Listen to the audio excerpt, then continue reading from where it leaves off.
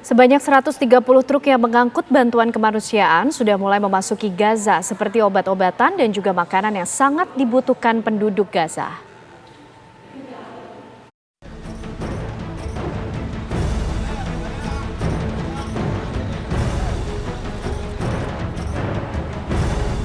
Dua hari setelah gencatan senjata antara Israel dan Hamas, bantuan kemanusiaan untuk rakyat Gaza mulai masuk melalui perlintasan Rafah.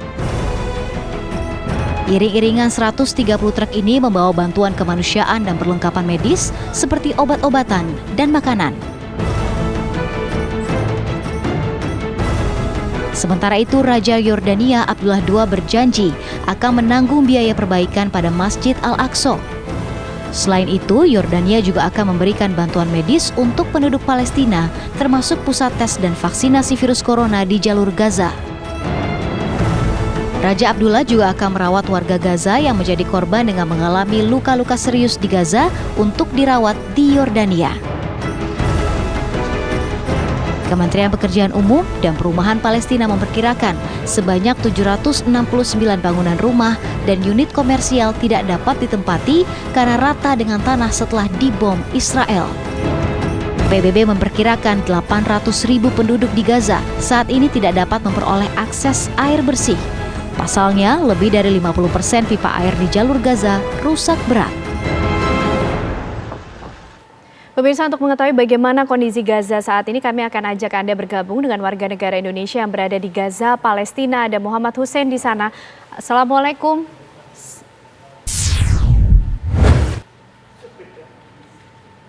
Assalamualaikum, Mas Hussein. Waalaikumsalam warahmatullahi wabarakatuh. Ya, kita masih memperbaiki jaringan komunikasi, nampaknya belum. Halo, Assalamualaikum, Mas Hussein. Waalaikumsalam warahmatullahi wabarakatuh. Ya, Mas Hussein, bisa digambarkan kepada kami semua di sini saat ini kondisi Gaza seperti apa, Mas, setelah gencatan senjata yang kemudian sudah disepakati sejak Jumat kemarin? Baik, memasuki hari keempat pasca selesainya berakhirnya serangan Israel ke Gaza, warga Gaza sudah kembali beraktivitas secara normal. Pasar-pasar sudah buka, warung-warung, toko-toko sudah buka. Warga juga sudah berkendaraan dan bisa melanjutkan hidup mereka. Namun yang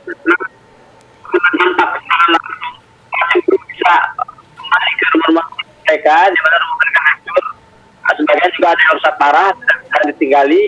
Dan juga korban-korban luka juga masih menderita tentu. Bahkan hari ini baru saja kami mendapatkan kabar meninggalnya salah satu warga Gaza yang mengalami korban luka parah. Dan biasanya ini akan terus bertambah. Karena memang sejak dalam 11 hari terakhir ketika Gaza menerima serangan bertubi-tubi, itu banyak sekali korban-korban luka yang kondisinya kritis. Jadi masih ada kemungkinan bertambahnya korban jiwa akibat luka-luka yang diderita oleh warga korban tersebut. Mas Hussein, kalau tadi disampaikan kondisi masyarakat sudah berangsur kembali normal kehidupannya. Lalu bagaimana, Mas, rencana pemulihan dari Gaza sendiri? Adakah informasi kemudian yang diterima mengenai hal ini, termasuk bantuan-bantuan yang juga sudah mulai masuk ke Gaza? Iya, dalam hal ini Palestina di Gaza benar-benar meletakkan tumpuannya, ya, beban mereka kepada donasi-donasi asing, terutama dari negara-negara sekitar yang memang sudah menjanjikan untuk menggelontorkan dana-dana bantuan untuk kembali merekonstruksi Gaza. Sampai saat ini kita masih menunggu, belum ada rilis terbaru terkait berapa jumlah donasi yang sudah masuk untuk rekonstruksi Gaza, untuk mengembalikan bangunan-bangunan Gaza yang hancur.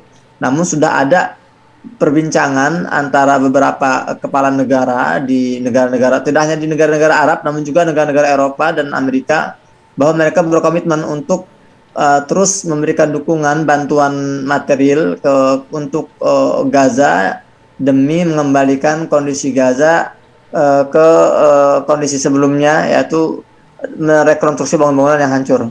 Ya, Mas Hussein, proses pemulihan tentunya membutuhkan waktu, tapi bagaimana dengan warga Gaza yang kemarin juga rumahnya turut hancur, Mas, dalam serangan-serangan yang terjadi? Di mana mereka tinggal? Ya, sebagian warga Gaza yang mengungsi akibat rumahnya yang hancur itu masih berada di beberapa sekolahan-sekolahan atau bangunan-bangunan sekolah milik PBB. Sebagian lagi mengungsi ke rumah-rumah kerabat mereka. Dan ini menyebabkan krisis baru karena memang tingkat kepadatan penduduk di Gaza ini sudah besar, sudah tinggi. Jadi satu keluarga memiliki banyak anggota jiwa di rumahnya, dan kedatangan kerabat-kerabat mereka yang mengungsi itu juga menambah beban keluarga tersebut, meskipun tidak disampaikan secara langsung, namun memang jelas tentu itu menjadi beban. Ya. Tapi ada lokasi pengungsian kemudian yang dipersiapkan oleh pemerintah untuk setidaknya menampung para warga yang menjadi korban sementara, Hussein? Tidak ada. Pemerintah Palestina di Gaza tidak punya fasilitas penampungan pengungsian. Jadi seperti yang saya katakan, para pengungsi diarahkan untuk tinggal di bangunan-bangunan sekolah milik PBB.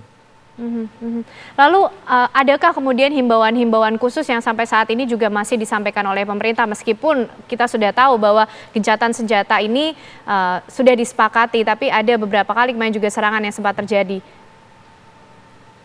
Sejauh ini tidak ada himbauan-himbauan khusus untuk warga, ya karena ya biasanya kalau sudah memasuki masa-masa gencatan senjata ini, dan apalagi ini dijamin oleh beberapa negara-negara mediator, termasuk Mesir, Qatar, dan Amerika bahkan.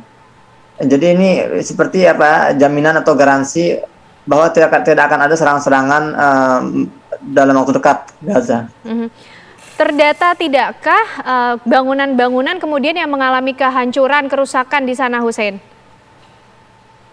Mohon maaf, bagaimana ulangi? Untuk gedung-gedung atau bangunan-bangunan yang mengalami kehancuran atau kerusakan ini sudah terdatakah, Hussein, di sana? Ya, sejauh ini data yang kami terima 17.000 bangunan yang hancur total.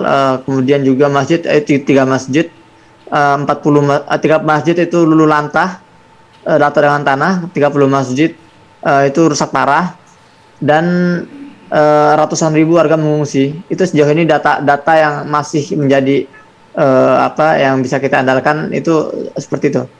Baik, tentunya kita semua berdoa agar proses pemulihan di Gaza bisa berjalan segera dan masyarakat bisa kembali hidup dengan damai di sana. Terima kasih Muhammad Hussein, informasinya langsung dari Gaza, Palestina. Assalamualaikum. Waalaikumsalam warahmatullahi wabarakatuh.